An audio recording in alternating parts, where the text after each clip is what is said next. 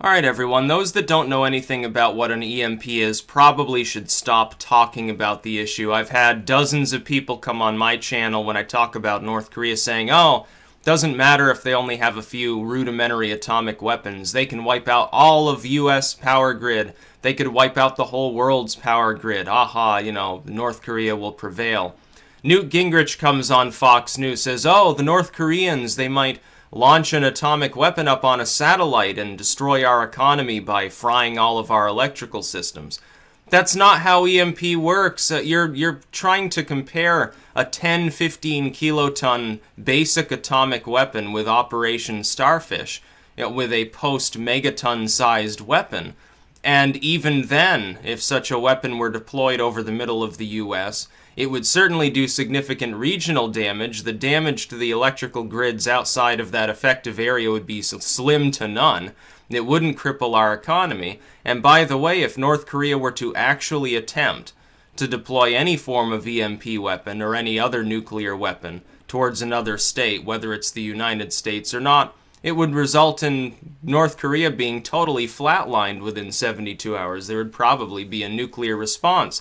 I think that we should probably, when this inevitably happens, when the North Koreans actually begin a hot firing war, we should avoid using nuclear weapons so as not to perturb anyone else in the world community, even if we have to accept higher casualties and it takes longer. Long-term in a diplomatic and strategic sense, probably makes more sense not to run afoul of the ire of China or Russia by actually deploying a nuclear weapon relatively close to their land. I think that would rankle some people. Plus, we have the standard weapons to take care of the issue anyway. Now, within 72 hours, they wouldn't have any operative artillery. They wouldn't have any tanks that were still able to move or fire, so it would be a non-issue. They'd regress back to basically a ragtag group of poorly equipped militiamen, essentially, in a very small land area surrounded by enemies. Not exactly the best scenario for Kim Jong-un to survive. The idea that North Korea's primitive atomic weapons are capable of generating a nation-killing EMP is absolutely laughable.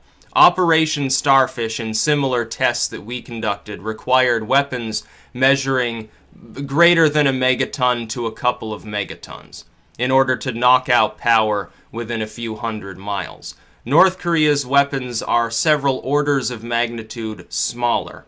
They are not capable of generating that kind of EMP. You're attempting to conflate two weapons that are both... People say nuclear weapons as though they're all equal. Like the Tsar bomb and the bomb dropped on Hiroshima are the same thing, and would have a similar effect if dropped on a location. But then again, this is a confusing... Because of all the fear-mongering about EMP... people at the same time, they continuously tell me other tall tales. They'll say, oh, North Korea has multi-stage nuclear weapons and has since the 60s because the Chinese gave them to them, or something to that effect. I've had people say, oh, the next X-flare that comes from the sun is magically going to destroy the world's power grids and we'll be living in the 1800s tomorrow. And it never actually happens. If you don't know anything about EMP, why are you weighing in on the subject?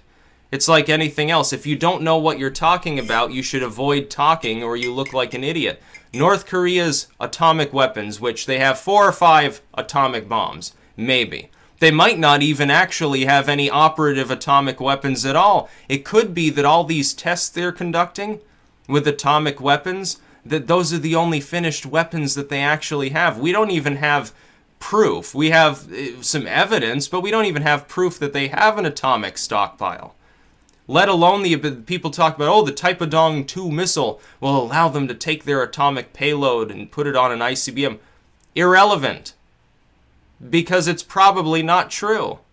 It's probably that they don't know how to miniaturize an atomic weapon to make it capable of fitting on a missile. It's like the United States long ago developed what was called the Davy Crockett. And the Davy Crockett was nothing more than a field cannon that fired nuclear artillery. It was extremely miniaturized. It would be very easy to put that kind of weapon on any form of ICBM, by the way. I think it weighed about 55 pounds. That's about all. It was barely bigger than a basketball. And you can see Davy Crockett nuclear test footage, by the way, online. A relatively small explosion, effective radius of about 300 yards, I believe. So relatively small, but fissionable. The project was abandoned because it was determined, oh yeah, if we fire this nuclear artillery and the wind's going the wrong way, all that fallout's going to irradiate whoever fires it, so it's not really an effective deterrent for the most part. They had these lined up all along the Iron Curtain for a while because they figured, well, if the Soviets attack, if they try to overrun the rest of Europe, now we can destroy all their forward troops relatively easily. Millions of them and probably millions of us will die. Only you would have poisoned half of Europe in the process with fallout, and it would have been, I think, a difficult diplomatic situation. Wouldn't have done anything about the Russian Air Force carrying other nuclear weapons or anything like that. It wouldn't have helped. It would have been unhelpful rather than helpful. And it's one of these sort of situations like with the EMP. Yes, it is possible to take a nuclear weapon, put it into high orbit somehow, detonate it in the upper atmosphere, or rather above the upper atmosphere, over a country and fuck with its electrical systems. But it has to be of proper size. If you're talking about something like the Tsar Bomba or Castle Bravo, yeah, you'd probably fry a huge proportion of the world's electrical grid.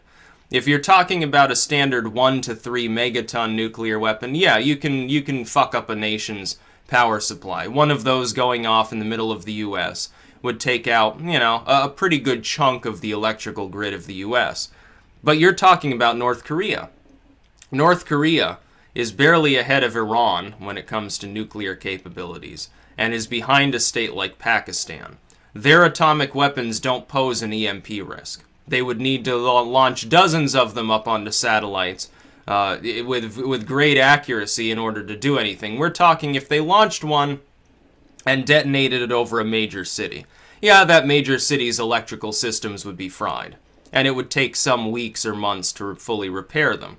That does not destroy an economy like the United States, especially with our geographic extent. It's also not clear they're even remotely capable of doing this with their Taepadong 2 missiles. Now, they also have a missile called No Dong. It seems like all these very phallic-looking missiles are all called Dong something or other. I think that's slightly telling, at least for the Western audience. The No Dong, perhaps, represents North Korea's military prowess better than the other classes. There's really no dong for them to wave. We have atomic weapons. We're going to build bigger ones. That's the real risk. The real risk is twofold. The first risk from neither of which, by the way, have anything to do with EMP. The first risk is that a mistake or sabotage or some normal dick-wagging exercise that goes hot could cause a standard war in which all of that North Korean artillery proceeds to flatten everything within 10 miles of the southern side of the DMZ, killing several million people within a few hours. That's the first risk. The second risk is they do gain multi-stage nuclear weapons. I wouldn't be worried about them putting one on a satellite and frying the U.S. electrical system, because the response would be, we nuke Pyongyang off the face of the earth and kill a population the size of Chicago. That won't happen. What would be the worry is that they might deploy it at South Korea, or Japan, or China.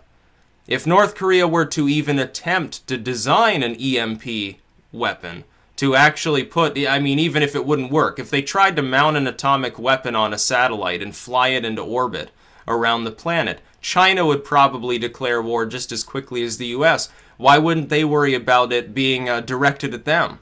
Say, oh well, yeah, that could be problematic for our economy. Our entire livelihood is we export stuff. We need a lot of heavy industry, and it just happens to be concentrated in a much smaller area. Such a weapon could actually knock out a substantial segment of their economy. With us, no, not really. We're far more spread out, and things are less dense. And such a weapon, if deployed, would be, you know, a bad hair day for the United States. It'd fry electricity around a city or two. And the outlying areas. It'd be regrettable. There would be deaths. There would be fires from transformers blowing up. People would lose billions of dollars in personal property that would get fried. But it wouldn't bring our economy to a halt. What it would probably do is the opposite. Americans, by having been targeted by a nuclear weapon, would immediately solidify. You'd even see like the most pacifistic progressives calling for blood, I think, at that point. And North Korea wouldn't survive for more than 72 hours. Any naval and air assets in the area that we have would deploy nuclear weapons probably on North Korea, whether they should or not. Standard response would be flatten their airfields and all that artillery and then march in and say, well, yeah, the peninsula is being reunified. China, step out of the way. I don't think they would get in the way at that point. They'd be worried North Korea would target them next with such a weapon. And if such a weapon is deployed, there's no longer a choice in the world responding. It could be, Russia could invade at that point. They might say, oh, can we join the fun? Can we help bomb Pyongyang? We'll use it as a training exercise. And North Korea would be a sitting duck. They don't have the military capability to fend off an assault by even just the regional states that would definitely get involved, like Japan and South Korea. Japan and South Korea combined could easily destroy North Korea. It wouldn't take that long. With the U.S. response that would be obvious, it would be even shorter. China and Russia would probably at that point condemn them at least and kill anybody trying to go across the border. Oh, we're not allowing any North Korean espionage agents into our country. We're just going to gun them down. And China doesn't care about the human rights of North Korean peasants either, unless they're willing to pay to become residents or something. So no, there's going to be no North Korean EMP attack. Stop looking stupid by talking about things that aren't going to happen. These 10 to 15 kiloton weapons they field can't even be mounted on a satellite. They can't mount them on an ICBM either. They have to drop them from a bomber, an actual airplane that has to be able to get off the ground. In a preemptive strike, the U.S. could incapacitate their ability to do even that. They'd have to put it in a truck, drive it to the DMZ, and hope that the truck doesn't get attacked either before they can blow it up in the face of some infantry column or something like that. They'd have to detonate it on their own soil. Has anybody even thought of that fact? That because they can't put it on a missile and they're relying upon aging aircraft in order to drop an atomic weapon, that their atomic deterrent is basically non-existent anyway? That's the real truth about North Korea. We can't underestimate all the artillery and tanks that they have, but you can underestimate their atomic weapons capabilities. Certainly nowhere near, world-ending EMP or something like that. That's about all. Peace out.